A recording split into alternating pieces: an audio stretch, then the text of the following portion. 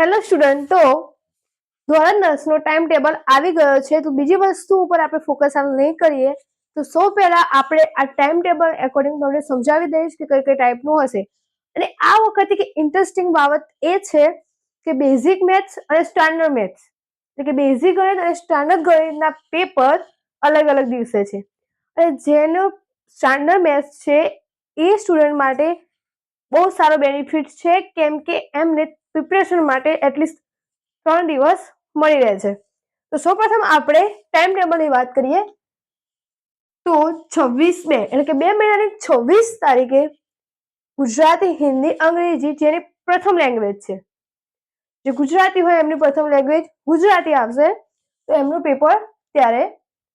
બીજી વાત જોઈએ 28 તારીખે, એટલે જુઓ બે દિવસની ગેપ છે. ગુરુવાર, શુક્રવારે રજા, શનિવારે પેપર આવશે વિજ્ઞાનનું, એટલે તમને એક દિવસ પ્રિપરેશન કરવા મળશે.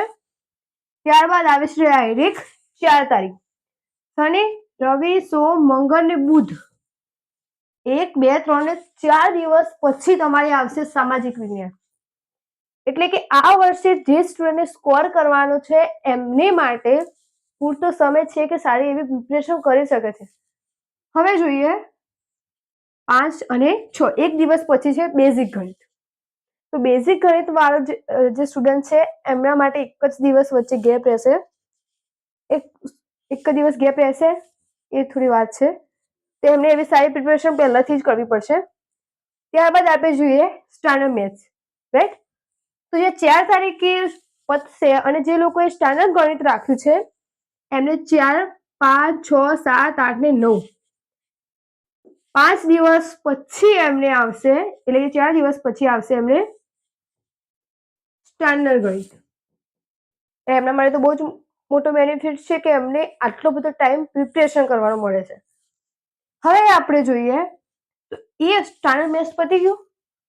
બીજું એ થશે કે જેને બેઝિક મેથ્સ રાખ્યું છે એમને પાછો ટાઈમ મળશે અંગ્રેજી વિષયમાં સ્કોર કરવા માટે. જો બેઝિક મેથ્સમાં થોડી ડિફિકલ્ટી હોય તો એ લોકો અંગ્રેજીમાં એવો સારો સ્કોર કરી શકે છે, કેમ કે એમના જોડે અંગ્રેજીમાં પણ વધુ ટાઈમ છે. આમના જોડે બી એક દિવસનો છે. 11 તારીખે અંગ્રેજી, જેને બીજી ભાષા હોય. 13 તારીખે ગુજરાતી. ગુજરાતી એ કોના માટે છે? જેની દ્વિતીય ભાષા ગુજરાતી હોય. એ ધ્યાન રાખજો કે તમે કઈ સિલેક્ટ કરી છે. હવે વાત આવે છે 14 તારીખની.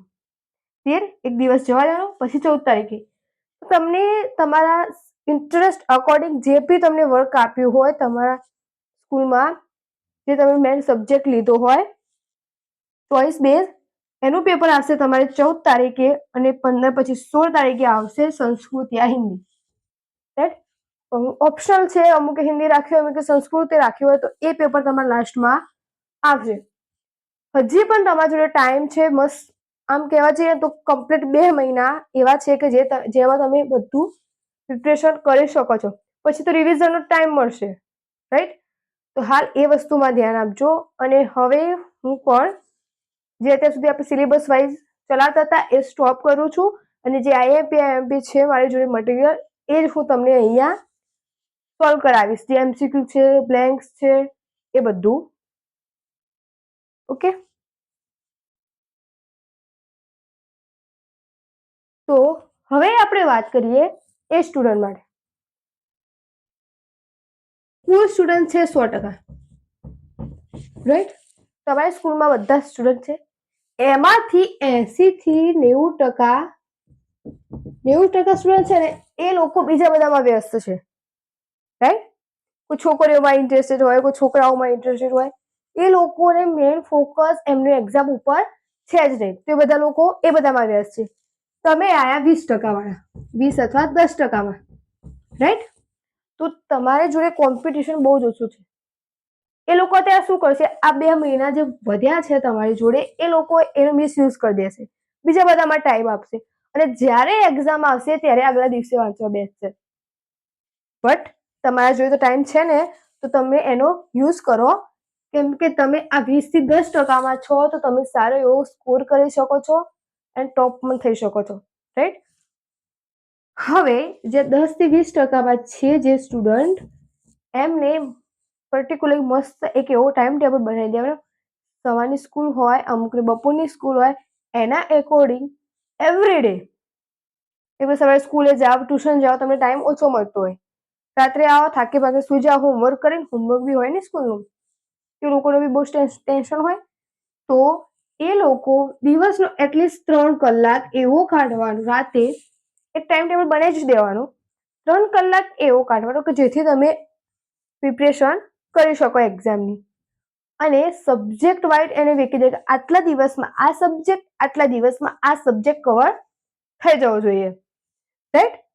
બીજી વસ્તુ એ છે કે તમે ટ્રાવેલિંગ કરતા હો યા બસ લેવા આવતી હોય તો એનું જે 15 થી 20 કે 30 મિનિટનું જે ટ્રાવેલિંગ છે એ સમયનો પણ તમારે વેસ્ટ કરવાનો નથી.